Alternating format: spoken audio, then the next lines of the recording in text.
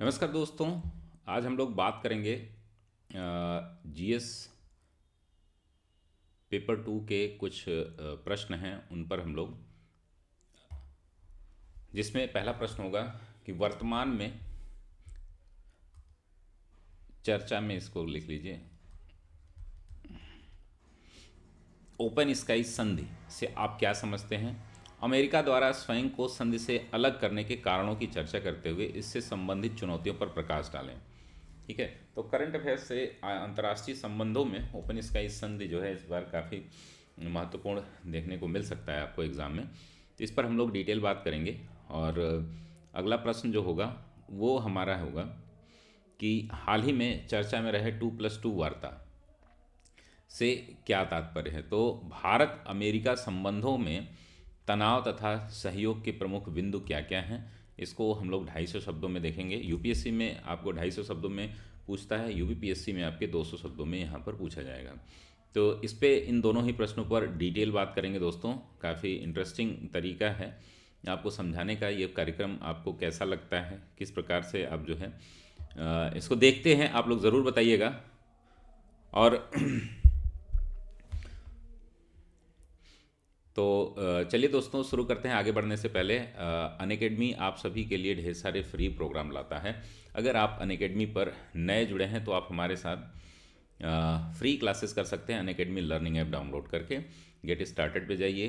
Unacademy जो है, आप अपना कॉन्टैक्ट डिटेल शेयर करिए। यूपीपीएससी यूपीएससी गोल्स में जाइए। मेरा नाम धनंजय सिंह, आप मुझे फॉलो करिए और अभियान लाइव कोड यूज़ करके आप सभी फ्री क्लासेस मेरी एक्सेस कर सकते हैं। अनअकैडमी एडवांटेज है दोस्तों, हमारी जो क्लासेज होती हैं वो दो पार्ट में होती हैं। एक तो होती है स्पेशल क्लासेज जो पूरी तरीके से फ्री हैं। प्रतिदिन जो है मोर देन 50 एजुकेटर यहाँ पर कराते हैं। आपके टॉपिक वाइज आप अपनी क्लासेस कर सकते हैं। ये पूरी तरीके से निःशुल्क है। मेरी दो क्लासेज चल रही हैं, 1:45 PM एंड 3:30 PM। दोनों क्लासेज आप लोग ज़रूर अटेंड करें। इसमें आंसर राइटिंग चल रही है, इसमें जो है करंट अफेयर्स चल रहा है। और यहाँ पर दोस्तों हमारी एक प्लस क्लासेज होती है जो कि पूरी स्ट्रक्चर्ड होती है। प्लस क्लास में आप जो है कंप्लीट कोर्स कराया जाता है आपको, और ढेर सारे एजुकेटर मिलकर के बैचेज भी चलाते हैं। मैं जो है आपको पेपर 1 2 3 4 इवन ऐसे हिंदी और करंट अफेयर्स की कंप्लीट क्लासेस कराता हूँ।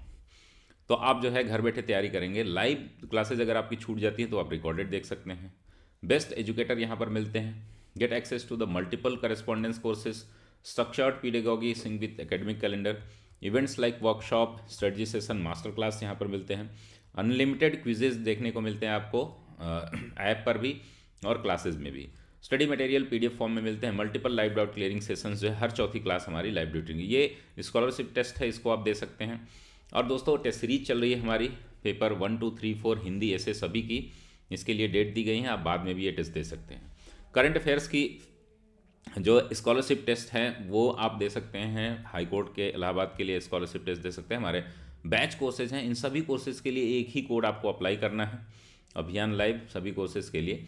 यहाँ मेंस ऑप्शनल बैचेज हमारे 5 ऑप्शनल चल रहे हैं। गौरव सर जो है पब्लिक एडमिनिस्ट्रेशन, मैं फिलोसफी, अमरनाथ सर जो है हिंदी, सूर्यवंशी सर हिस्ट्री और सोशियोलॉजी जो है मुकेश सर करा रहे हैं। दोस्तों अगर आप मेंस आंसर राइटिंग बैच से जुड़ना चाहते हैं तो 1 2 3 4 हिंदी और ऐसे के लिए कंप्लीट बैचेज यहाँ पर चल रहे हैं, जिसमें आप लोग जुड़ सकते हैं। हिंदी निबंध का और भी एक बैच आ रहा है जिसमें आप जुड़ सकते हैं। साथ ही दोस्तों इन सभी कोर्सेज के लिए एकमात्र सब्सक्रिप्शन है, और ये सब्सक्रिप्शन जब भी आप लें अभियान लाइव कोड ज़रूर यूज़ करें। इसमें आप देखेंगे कि 24 महीने के सब्सक्रिप्शन की फ़ीस जो है 13,600 है। 12,240 आपको देनी होती है अगर आप अभियान लाइव कोड यूज़ करते हैं। 12 महीने की फ़ीस जो है वो 9,350 है। आपको 8,415 देनी होती है अगर आप अभियान लाइव कोड यूज़ करते हैं। 6 महीने की फ़ीस जो है 7,650 है, आपको 6,885 देनी होती है। 3 महीने की फ़ीस 4,250 है, आपको देनी होती है 3,885। 1 महीने की फ़ीस जो है, अगर आपको ऐसे की क्लास करनी है और आंसर राइटिंग सीखनी है तो आप जो है 1 महीने का कोर्स ले सकते हैं। 1,530 जो है आपको फ़ीस देनी होती है। आप इसको ज़रूर ज्वाइन करें। तो चलिए दोस्तों शुरू करते हैं। आते हैं हम लोग प्रश्नों पे और इन प्रश्नों का जो है उत्तर देखते हैं। तो पहला प्रश्न हमने देखा था कि वर्तमान में ओपन स्काई संधि जो चर्चा में है, ओपन स्काई ट्रीटी, से आप क्या समझते हैं? अमेरिका द्वारा स्वयं को संधि से अलग करने के कारणों की चर्चा करते हुए इससे संबंधित चुनौतियों पर प्रकाश डालें। तो इसको हम लोग कैसे दृष्टिकोण कैसे डेवलप करेंगे, किस प्रकार से इसको हम लोग सॉल्व करेंगे, तो उस पर आइए बात कर लेते हैं। तो दोस्तों पहले तो हम इसका जो है ओपन स्काई संधि का परिचय देंगे। What is open sky treaty, उसका अमेरिका का संधि से हटने का कारण, what are the reason behind America का जो अलग होना से इसके लिए चुनौतियाँ और निष्कर्ष, इस 4-5 भागों में इसको हम लोग बांट करके देखेंगे। ये जीएस पेपर 2 के लिए इंटरनेशनल रिलेशन में ये आपके लिए काम आएगा। तो दोस्तों ओपन स्काई संधि सदस्य देशों को एक दूसरे देश की सीमा में सैन्य गतिविधियां संबंधित मतभेद को दूर करने के लिए निगरानी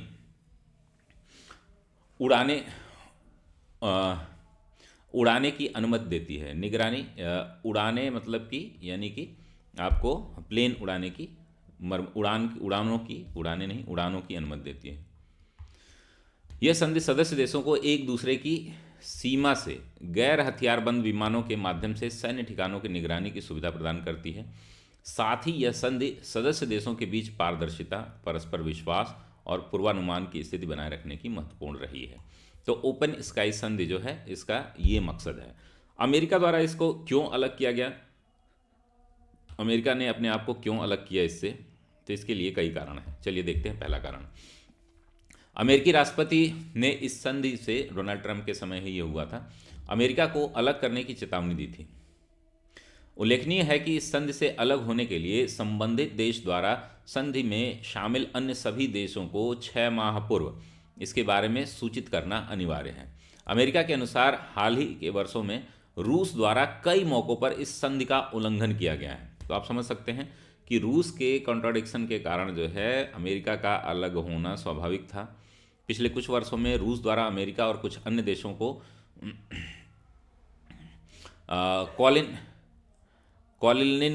क्लिनिनग्राद और जॉर्जिया के कुछ सीमावर्ती क्षेत्रों जैसे कि अबखाजिया में निगरानी में विमानों की उड़ानों की अनुमति नहीं दी गई थी, जो कि इसका वायलेशन अमेरिका मानता है। अमेरिका के अनुसार यदि दूसरा पक्ष संधि में हुए समझौतों को पूरी तरह लागू नहीं करता है तो यह द्वितीय विश्व युद्ध के बाद वैश्विक शांति के लिए बनी संपूर्ण बहुपक्षीय संरचना के अस्तित्व को निरर्थक बनाता है। इन कारणों से अमेरिका ने अपने आप को इस संधि से अलग कर लिया, जिसमें वायलेशन उसने क्या लगाया,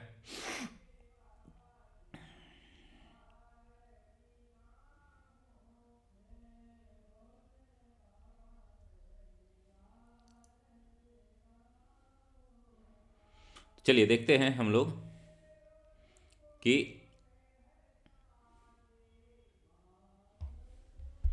आईएनएफ संधि से अलग होने के बाद अमेरिका द्वारा चीन को शामिल करते हुए एक नई संधि स्थापित करने की बात कही गई थी, परंतु चीन ने ऐसी संधि में शामिल होने से असहमति जताई है। साथ ही चीन ने ओपन स्काई ट्रीटी में भी न शामिल होने के संकेत दिए हैं। अमेरिकी राष्ट्रपति द्वारा इस संधि से अलग होने के निर्णय, इंटरनेशनल न्यू फ्लाइट जोन है शायद मेरे ख्याल से, अमेरिकी राष्ट्रपति द्वारा इस संधि से अलग होने के निर्णय से अमेरिका की स्थानीय राजनीति में भी ध्रुवीकरण में वृद्धि देखने को मिल सकती है। और उसके बाद आपने देखा कि डोनाल्ड ट्रंप सरकार जो है सत्ता में नहीं आ पाई। अब इनका जो है क्या व्यू है उसके बारे में भी हमें जानना होगा। बड़े पैमाने पर देखा जाए तो अमेरिका और रूस के अतिरिक्त इस संधि में अन्य सदस्य देशों का प्रभाव बहुत ही सीमित रहा है।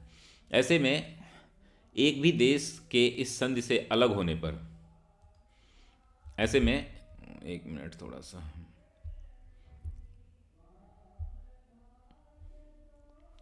एक भी संधि के अलग होने पर जो है, ऐसे में अलग होने पर इसका महत्व समाप्त हो जाएगा। अमेरिका के इस संधि से अलग होने के बाद यह संधि भी ट्रांस पैसिफिक पार्टनरशिप की तरह ही जारी रह सकती है, परंतु उस स्थिति में यूरोपीय देशों के लिए अमेरिका के साथ राजनीतिक जानकारी साझा करना उतना आसान नहीं होगा। चूँकि ये संधि में हिस्सा नहीं ले रहे हैं तो इसलिए इनको ये जानकारियाँ, इनकी जो है खुफिया जानकारियाँ, पॉलिटिकल इन्फॉर्मेशन नहीं दे सकते।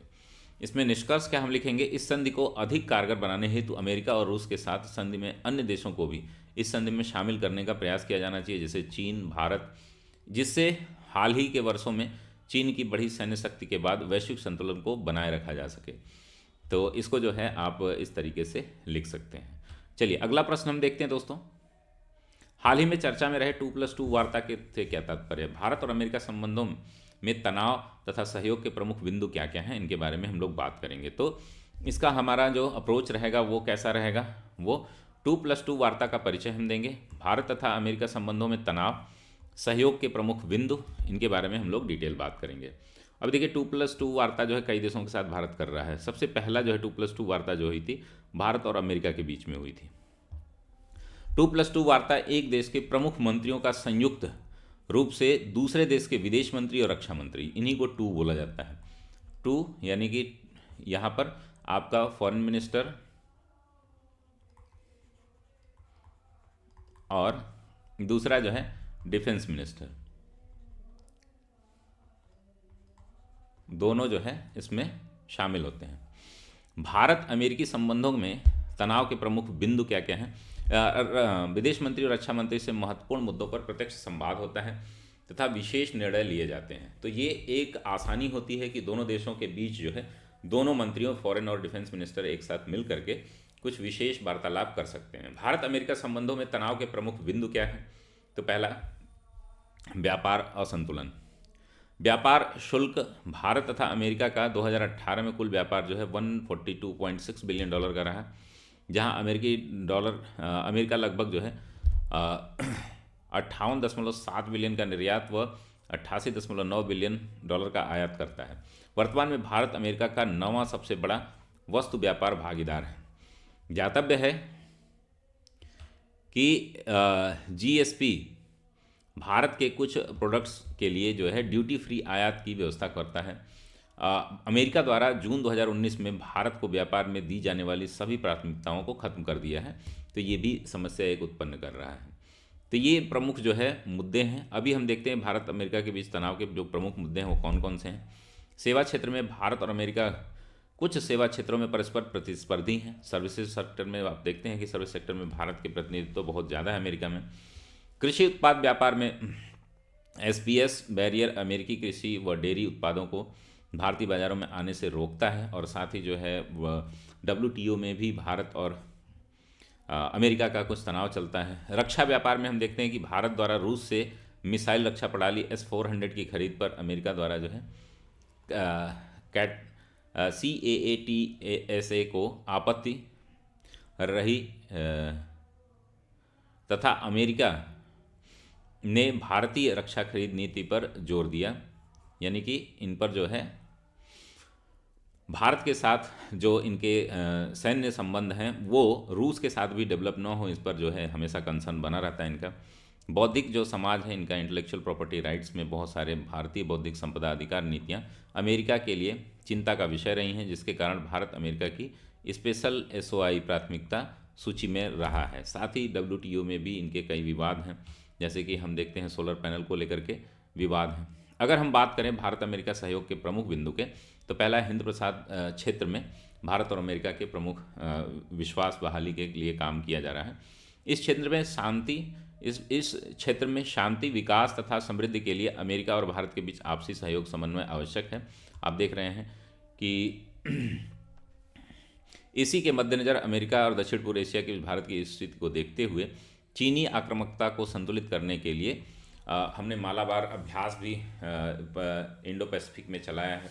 साथ ही साउथ चाइना सी में भी कई हम लोग जो है क्या कर रहे हैं, द्विपक्षीय और त्रिपक्षीय जो है अभ्यास कर रहे हैं।